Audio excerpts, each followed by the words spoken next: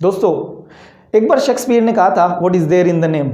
शायद गलती से कह दिया होगा। वो भारतीयों को नहीं जानता, क्योंकि हम भारतीय तो मानते ही हैं कि नाम में बहुत कुछ रखा है, बल्कि कुछ लोग तो इतना ज़्यादा मानते हैं कि काम में कुछ नहीं रखा बल्कि नाम में ही सब कुछ रखा है। लेकिन ऐसा नहीं है। लेकिन बात यह है कि आज मैं इस बात की बात क्यों कर रहा हूँ, वो इसलिए क्योंकि हमारी मोदी गवर्नमेंट ने एक नया डिसीज़न लिया है, और वो ये है कि हमारे जो राष्ट्रपति भवन है उसका एक गार्डन है, मुगल गार्डन, उसका नाम चेंज करके उन्होंने अमृत उद्यान रख दिया, नाम चेंज कर दिया। और वो जो सोया हुआ जिन्नात था, हाल ही में कुछ वर्षों में जो चल रहा था नाम बदलने का, वो वापस जाग गया और उससे एक नई कंट्रोवर्सी शुरू हो गई। तो इसके प्रोज क्या है, कॉन्स क्या है, यानी पक्ष में विपक्ष में सही गलत, इस बारे में थोड़ी सी चर्चा करेंगे, इससे वाकई हमें पता चल जाए कि सही गलत और ये माजरा क्या चल रहा है। तो चलिए शुरू करते हैं। आज करंट चर्चा करते हैं, करंट चर्चा, और वो क्या है, जो नेम कंट्रोवर्सी, नेम कंट्रोवर्सी, यानी जो मुगल गार्डन है वो अब किस नाम से जाना जाएगा, वो नाम से जाना जाएगा अमृत उद्यान। मुगल गार्डन को अमृत उद्यान से। देखो करंट पर चर्चा क्यों, देखिए आज हमारे पास आज़ादी, यानी हमारे मन में जो आए उसके कहने की आज़ादी है, तो उस अभिव्यक्ति को अभिव्यक्त कहने के अलग अलग माध्यम भी है। देखो सोशल मीडिया जैसे यूट्यूब है, फेसबुक है, इंस्टाग्राम है, तमाम तरह की जो सोशल साइट्स हैं हमारे पास मौजूद हैं, और हम अपनी बात रखते हैं, अपनी राय रखते हैं, जो भी हमारे मन में आता है हम कहते हैं। लेकिन बात यह है कि अगर आपके पास वो समझ नहीं होगी, वो करंट के बारे में जानकारी नहीं होगी, तो आपको करंट लग सकता है। तो उस करंट से बचने के लिए आपको थोड़ी सी पहले फैक्ट्स और फिगर के बारे में देख लेना चाहिए। तो हाल में क्या किया गया है, कल की ही बात है कि मोदी जी ने, मोदी गवर्नमेंट ने क्या किया है, ये जो राष्ट्रपति भवन में मुगल गार्डन है उसका नाम चेंज कर दिया। और नेम चेंज पिछले कुछ सालों से हमारे यहाँ कंट्रोवर्सी, नाम चेंज की परंपरा। तो इसके पक्ष क्या है, यानी लोग क्या कहते हैं पक्ष में और विपक्ष में क्या कहते हैं। तो अगर आप ध्यान से देखेंगे तो पहले आपको मुगल गार्डन के बारे में थोड़ा सा बता देता हूँ कि राष्ट्रपति भवन हमारा प्रेसिडेंट हाउस, जहाँ राष्ट्रपति रहते हैं, और जहाँ दिल्ली में पीएम और वहाँ जो सेक्रेटरीट है, सचिवालय है, वहीं आसपास ये सारी चीज़ें हैं। और मुगलों ने नहीं बनाया था, ये बात आप ख्याल से रखिएगा। मुगल गार्डन नाम है लेकिन मुगलों ने नहीं बनाया था, अंग्रेज़ों ने बनाया था। लुटियंस ने, जो एक अंग्रेज़ अधिकारी था, उसने उसका डिज़ाइन किया था और उसे बनाया था। तो फिर मुगल गार्डन क्यों? एक्चुअली बात यह है कि मुगल गार्डन कोई गार्डन नहीं है, नहीं मुगलों ने बनाया, बल्कि मुगल गार्डन एक स्टाइल है। किसकी? गार्डन बनाने की। गार्डन बनाने की एक स्टाइल है, बगीचा बनाने की एक स्टाइल है, जो कि मुगलों के आने के बाद में शुरू हुई थी। इसीलिए इस पर कंट्रोवर्सी हो रही कि मुगल गार्डन का नाम बदलने की ज़रूरत क्यों पड़ी। तो पक्ष वाले कई जो हिंदूवादी संगठन है, जो हिंदूवादी संगठन है, वो कई सालों से डिमांड कर रहे थे। आपको पता है कि कई शहरों के नाम, सड़कों के नाम, हमारे जो रेलवे स्टेशंस के नाम, जो अलग अलग जगहों के नाम बदले जा रहे हैं। और एक ख़ास वर्ग का ये दावा है कि हमारे यहाँ जो मुस्लिम भाई हैं, जो मुस्लिम कल्चर है या मुस्लिम जो निशानियाँ हैं, उसको मिटाने की कोशिश की जा रही है। तो जगह जगह आप देख ही चुके हैं कि इनकी डिमांड की जा रही है कि इनका नाम बदलकर हिंदू राष्ट्र की तरफ, यानी हिंदुत्व की तरफ लिया जाए। तो पक्ष में ये तर्क है कि भाई इन मुगलों ने हम पर शासन किया। देखो हम बैलेंस अप्रोच देखेंगे कि इनका क्या कहना है, इनका क्या कहना है, हमारा कहना कुछ नहीं है, दोनों का कहना आपको बताता हूँ ताकि आपकी एक समझ बन सके। ये जो पक्ष में तर्क देते हैं, ये कहते हैं कि मुगलों ने हम पर राज किया हमारा, और हमें लूटा, हमें मारा, ये सारे काम किए, तो उनका नामो निशान नहीं रहना चाहिए। उनका जो नामो निशान है वो भारत में नहीं रहना चाहिए। वो विदेशी थे और विदेशी हो गए।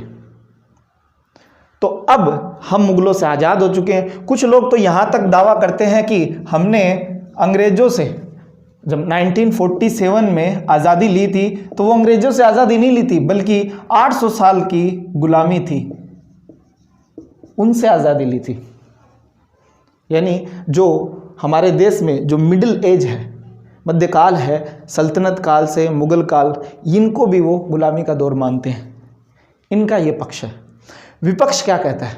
विपक्ष कहता है कि आपको समझना होगा क्या कि नाम चेंज करने से देश का विकास नहीं होगा। और नाम चेंज आप करते क्यों हैं? नाम चेंज करने से क्या होगा?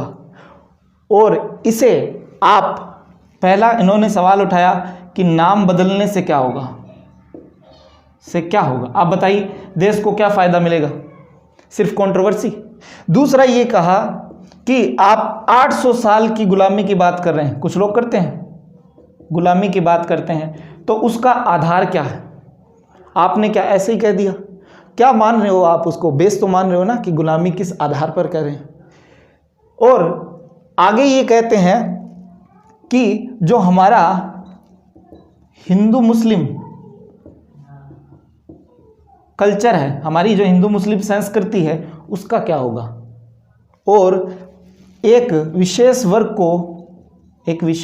को आप टारगेट कर रहे हैं। ऐसे बहुत सारे एलिगेशंस हैं।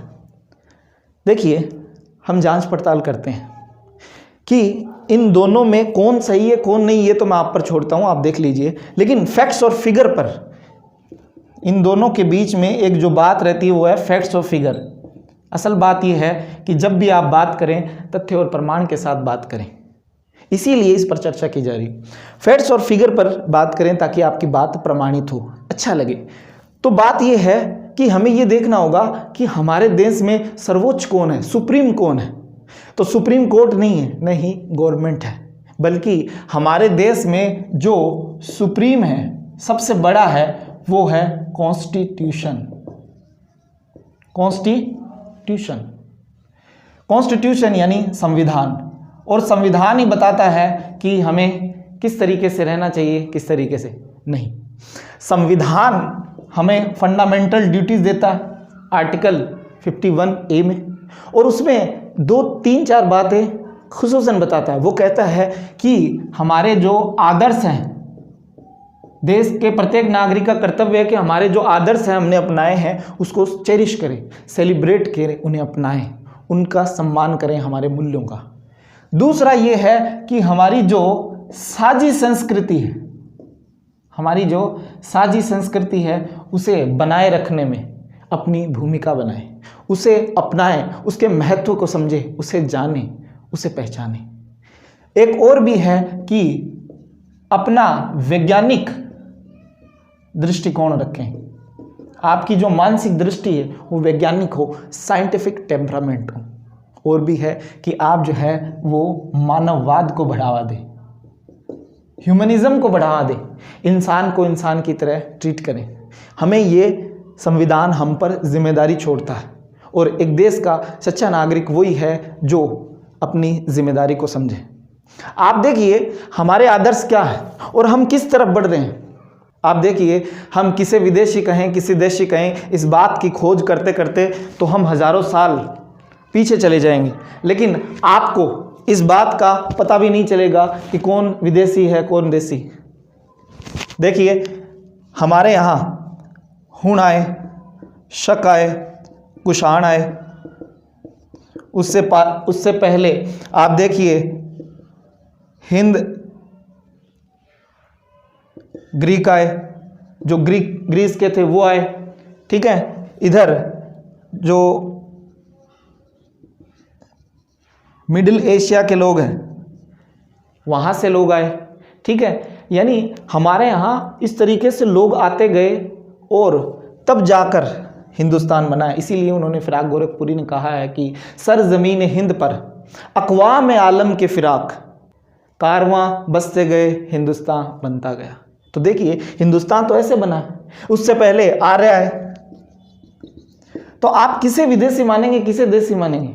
और सब मिलकर भारत में इस तरीके से मिलजुल गए कि पता ही नहीं चला कि कौन है। उसके बाद में आप देखिए कि मुस्लिम्स आए,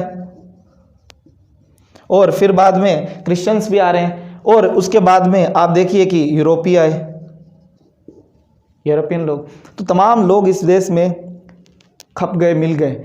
अब देखिए गुलामी का आधार हम किसे कहेंगे? गुलामी का आधार हम उसे कहेंगे जो हमारा शोषण करे, ठीक है, जो हमें दबाए, हमें कुचले, हमारे ऊपर राज करे और हम ही से खाए और हम ही को मारे। ये काम किन लोगों ने किया, ये देखना होगा। देखिए जो 12वीं सदी में, आप देखिए जो 12वीं सदी में या 7वीं सदी बाद जो मुस्लिम्स आए, इन्होंने इंडिया को ही, हिंदुस्तान को ही अपना घर बनाया, हिंदुस्तान को अपना घर बना लिया और यहीं बस गए, यहीं रहे, यहीं खाए, यहीं पिए, यहीं जो भी किया वो यहीं किया, देश की तरक्की लिए किया। और आपको बताते हैं कि मुगलों के टाइम तो भारत जो है वो 25% से ज़्यादा वर्ल्ड इकोनॉमी को लीड कर रहा था। यानी एक तरफ पूरी दुनिया और 1/4 भारत हिस्सा। भारत और चीन जो है 50% प्लस से ज़्यादा जीडीपी गेन करते थे। हमारी जो जीडीपी है, यानी हमारे पास जो वेल्थ थी, असेट थी, संपत्ति, वो 50% से ज़्यादा थी। चाइना और इंडिया के पास इतने समृद्ध थे। किनके काल में? सल्तनत और मुगलों के काल में। अब बताइए क्या वो विदेशी थे? और विदेशी कहेंगे तो सब विदेशी हो गए, आर्या भी विदेशी होगी, बल्कि पूरा जो नॉर्थ इंडिया है, north Indian state, south Indian state को छोड़कर सब विदेशी हो गए। किसे विदेशी कहेंगे?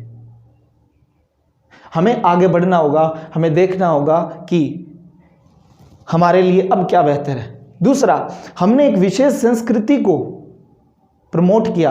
हमारे यहाँ हिंदू मुस्लिम मिले, सारे मिले, तो एक नया कल्चर उभर के आया जिसे गंगा जमुना तहजीब कहते हैं, संस्कृति कहते हैं, जो दुनिया में कहीं नहीं देखी जाती। पूरी दुनिया हम पर फख्र करती है इस तहजीब को देखते हुए, और इस साथ को देखते हुए, इस भाईचारे को देखते हुए। हम उसकी तरफ क्या देख पा रहे हैं, हम क्या कर पा रहे हैं, हमें इसको भी ध्यान में रखना होगा। तो देखिए नाम बदलने से क्या होगा? सिर्फ एक संतुष्टि, और हम एक विशेष वर्ग को उससे अलग कर रहे हैं। 800 साल की गुलामी ये है नहीं वास्तव में। जब हम चर्चा करेंगे तो मतलब हम जब ध्यान से देखेंगे तो पता चलेगा ये 800 वर्ष की गुलामी नहीं है, बल्कि एक विशेष वर्ग द्वारा इस बात को फैलाया जा रहा है। ये कुछ ही है जो कट्टरपंथी हमारे देश में मौजूद है, जो हमारे कल्चर के खिलाफ बात कर रहे हैं। फिर ये हमारी हिंदू मुस्लिम संस्कृति, देखो हमारा संविधान हमें जिम्मेदारी देता है, और विशेष वर्ग को टारगेट किया जा रहा है। अब आप ध्यान से देखिए, अगर हमें तरक्की करनी है तो हमें साथ में मिलकर चलना चाहिए। मोदी जी ने भी क्या कहा था? सबका साथ सबका विकास, यही तो हमारा टारगेट है। अगर हम सबके साथ और सबके विकास के साथ आगे नहीं बढ़ेंगे तो याद रखिए हमें देश को ही नुकसान होगा। तो नाम की कंट्रोवर्सी हाल में मुगल गार्डन से वापस, ये जो जिन है वापस निकल आया है, लेकिन हमें यह समझना होगा कि इसके पक्ष में क्या तर्क दिए जाते हैं और विपक्ष में क्या तर्क दिए जाते हैं। तभी हम इस बात की तह तक पहुंच पाएंगे और सही डिसीजन ले पाएंगे, वरना नाम बदलने और बदलने में ही फंस कर रह जाएंगे। देश जो है जहां था वहीं रुक जाएगा। और जो हमारा भाईचारा, जो हमारा कंपोजिट कल्चर है, जो संविधान ने हमें उसे सेलिब्रेट करने का जो वचन दिया है, जो वादा हमसे लिया है, उसे पूरा नहीं कर पाएंगे। मुझे पूरी उम्मीद है कि इन बातों को आप अच्छे से समझ गए होंगे, और आगे जब भी आप डिसीज़न लें इन बातों के मद्देनज़र लें। और कई ऐसी बातें हैं जिस पर बहुत बड़ी चर्चा हो सकती है, लेकिन फ़िलहाल इतना ही। इसकी चर्चा जो है हम कभी और करेंगे। ये बात जो है आपको ठीक लगी तो प्लीज़ लाइक ज़रूर कर दीजिएगा, और सब्सक्राइब तो करना बिल्कुल मत भूलिएगा। फिर एक नए मुद्दे के साथ फिर आपके सामने हाजिर होंगे। चलिए, शुक्रिया।